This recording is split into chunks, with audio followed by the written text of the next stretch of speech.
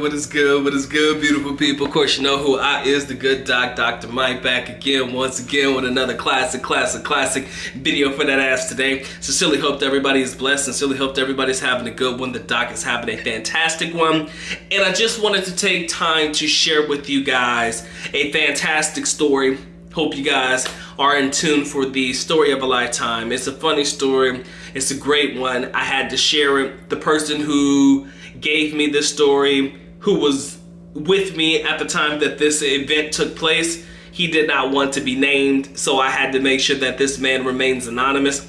But I can honestly say this right here constitutes as one of the best ladyboy stories of all times, right? So me and the gentleman having a good evening. Matter of fact, I hope you guys are enjoying the IPA shirt. You see it, the International Passport Association Certified Gold member. You see the globe on that bitch. If any of you guys want your IPA shirts, make sure you hit the doc up button in the email. I'll definitely make sure I design you the shirt specifically for you. All right, if you guys want to get the BOOTYLOO Chronicles, anything else that I have listed, link in the description area below. Make sure you check those out on point. All right, best crazy ladyboy story that I could tell you guys today. So me and the gentleman decide that we want to go hang out. All right, you know, he's like, yo man, I want to go to the club. It's a little dance club nearby. I won't tell you in the area or anything like that, just a little dance club. You know, we're just having some fun. And he was like, yo, let's go hang out tonight. I know this place. So we go over to the place like any other place. It's probably about 11 o'clock at night. Let's be honest, it's 11 o'clock at night. He's had a couple of drinks in him. He's feeling tipsy. He's feeling good. He's having the energy level that you want for somebody who is about to go out, because you want to make sure that you match the energy level of the evening. And trust me, everybody was on high that night. So we get inside this club, right? We go to a place over in, you guys know. So we're hanging out in this club. Everything is going good. Music's popping. Everything is good. Now, when you go inside of this club, the music's glaring, everything is popping, everything is, you know, it's dim in there. It's the dim light with the strobe lights and the whole nine. That's kind of what you get with every club here in the Philippines, period.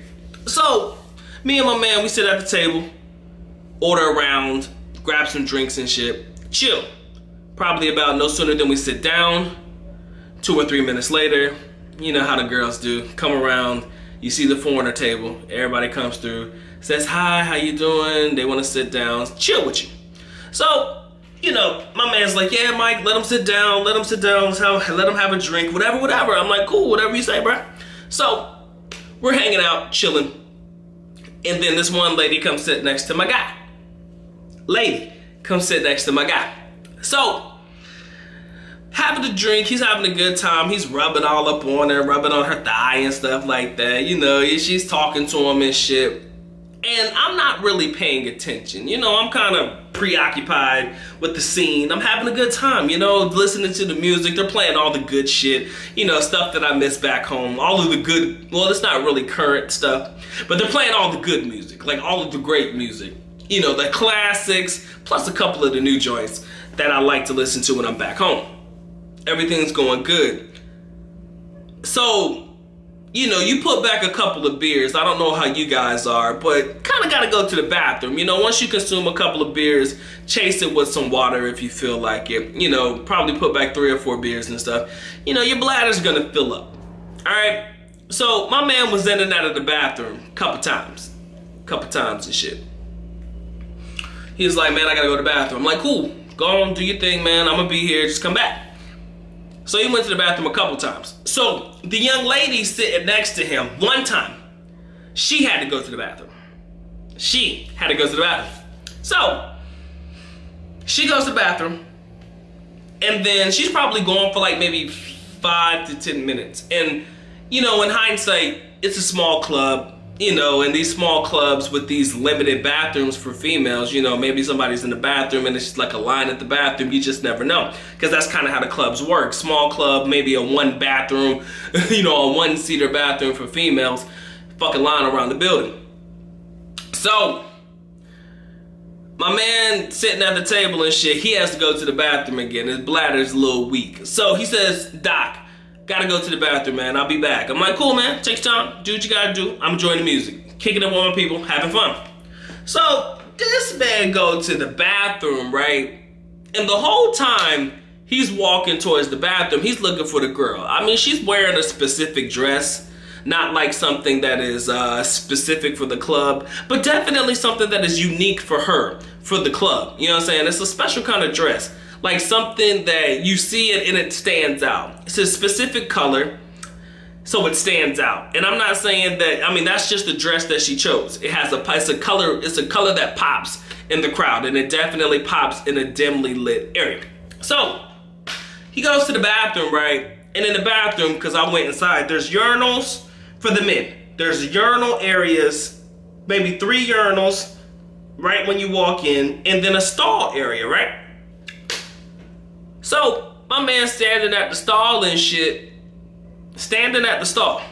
I mean, I'm sorry, not at the stall, but standing at the urinal, then, you know, he hears some rustling happening inside of the stall and somebody coming out. Now, he don't pay attention to it until he turns around and looks, and it's the bitch that was sitting next to him at the table. Now,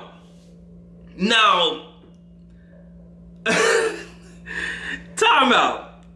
The girl that was sitting at the table was coming out the stall. Now, you know, you kind of want to justify it 100 different ways, figure out what the fuck is going on. But he thought that the girl that he was talking to just went into the stall because the bathroom for the females was busy. Now, like I said, if it's like a single-seater bathroom for the females, there's a line out the door. He didn't really see a line out the door, but he thought that the girl was just using the stall simply because, you know, the female bathroom was busy. So he asked the girl, he asked her, he like, what you doing in here? And her response was, what you think I'm doing in here? I'm using the bathroom. Not in a condescending, asshole-ic kind of way, but kind of like, I thought you knew kind of way. You know how people ask you questions and stuff, but you ain't paying attention?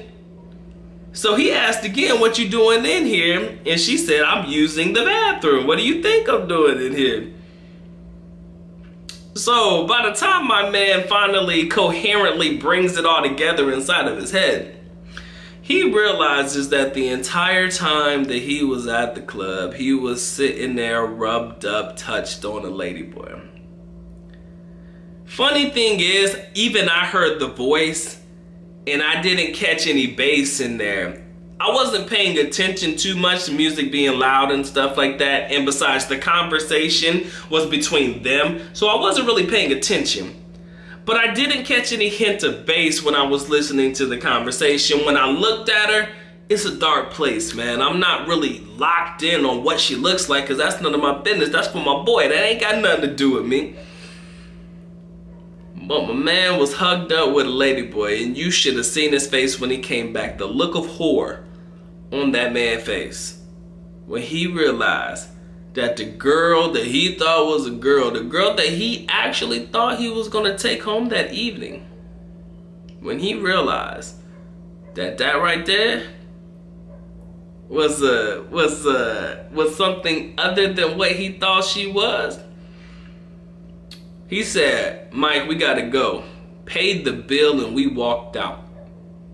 I tried to figure out what was going on. I thought we were having a great time. The look of horror on his face, man. He says, I never want to go to a bar ever again in my life. I said, what happened? He was like, the he was a she, or the she was a he. And I started laughing because the shit was funny to me. I'm like, bruh, you was rubbed up on this chick the entire time. No cap, you're rubbing up on this chick the entire time. You ain't even slide your finger down to see what was going on down there. I mean, not no Donald Trump type shit, but like in the club, I mean, it was cool. Y'all hugged up on each other. I mean, at the very least, you know, play the game or something like that. Nah, he ain't even tried, bruh. But I am so glad that he figured that out before he got her all the way back to the house. Cause he was this close. He was like, Mike, man, look, we might have to separate for a minute because I might have to go handle my business and whatnot. And I said, yo, man, do what you gotta do, man. I'm gonna be here for a minute. You know, whatever. That man came to me the next day. He like, Mike, man, we can't never go there anymore. And I like, what's going on? I said, it's a nice place, man. We should be able to hang out there. He like, nah, Mike, it ain't happening. Not anymore. That man was horrified. I think he was scared straight after that moment.